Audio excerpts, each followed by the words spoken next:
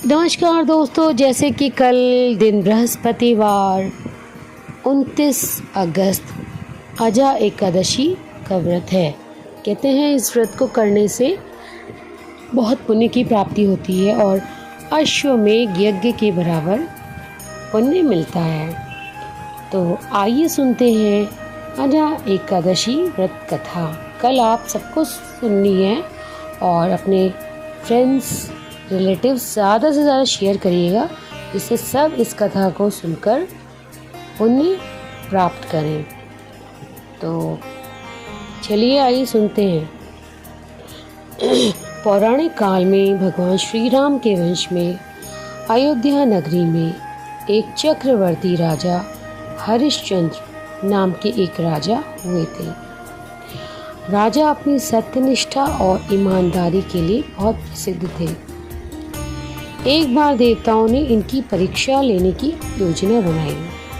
राजा ने स्वप्न में देखा कि ऋषि विश्वामित्र को उन्होंने अपना राजपाट दान कर दिया है। सुबह विश्वामित्र वास्तव में उनके द्वार पर आए और कहने लगे, तुमने मुझे स्वप्न में अपना पूरा राज दान में दे दिया है।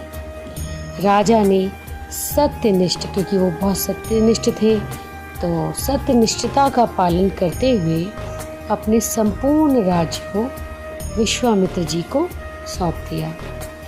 दान के लिए दक्षिणा चुकाने हेतु राजा हरिश्चंद्र को पूर्व जन्म के कर्म फल के कारण पत्नी, बेटा एवं खुद को बेचना पड़ा। हरिश्चंद्र को एक डोम ने खरीद लिया जो शमशान भूमि में लोगों के दाह संस्कार का काम करता था। स्वयं वह एक चांडाल का दास बन गया। उसने उस चांडाल के यहाँ कफन लेने का काम किया, किंतु उसने इस आपत्ति के काम में भी सत्य का साथ नहीं छोड़ा। जब इसी प्रकार कई वर्ष बीत गए काम करते करते, तो उसे अपने इस नीच कर्म पर बड़ा दुख हुआ और वह इससे मुक्त होने का उपाय खोजने लगा। वह सदैव इसी चिंता में रहने लगा कि मैं क्या करूं, किस प्रकार इस नीच कर्म से मुक्ति पाऊं। एक बार की बात है, वह इसी चिंता में बैठा था कि गौतम ऋषि उसके पास पहुँचे। हरिश्चंद्र ने उन्हें प्रणाम किया और अपनी दुख भरी कथा सुनाई। राजा हरिश्चंद्र की दुख भरी कहानी सुनकर महर्षि गौतम भी अत्यंत दुखी हुए और उन्होंने राजा से कहा, हे राजन, भादो माह की कृष्ण पक्ष की एकादशी का नाम अजा है।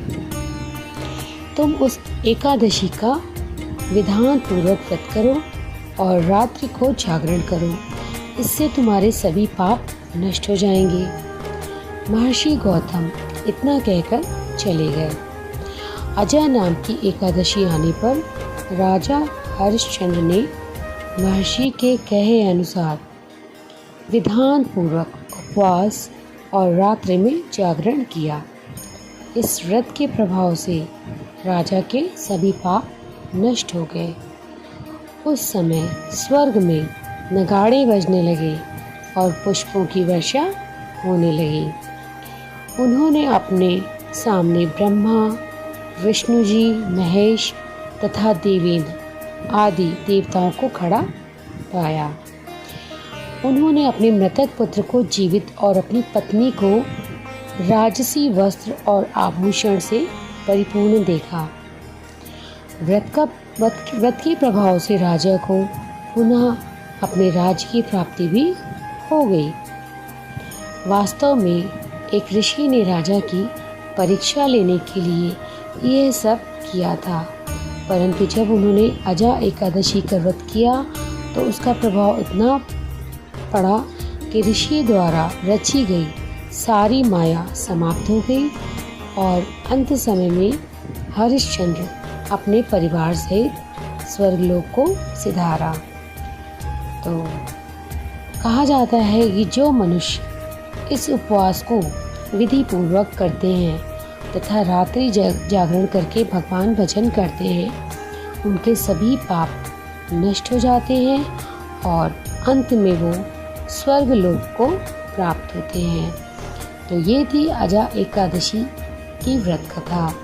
इसको आप पढ़ें अथवा सुने तो भी आपको वही पुण्य प्राप्त होगा जो पढ़ने से होता है।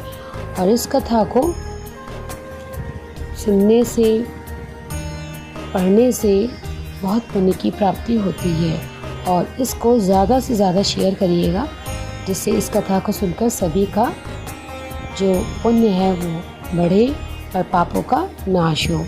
कहते हैं इस व्रत कथा को सुनने मात्र से या इस व्रत को करने से अश्वमेध यज्ञ के फल की प्राप्ति होती है। तो इसी के साथ चलती हूँ, विराम लेती हूँ।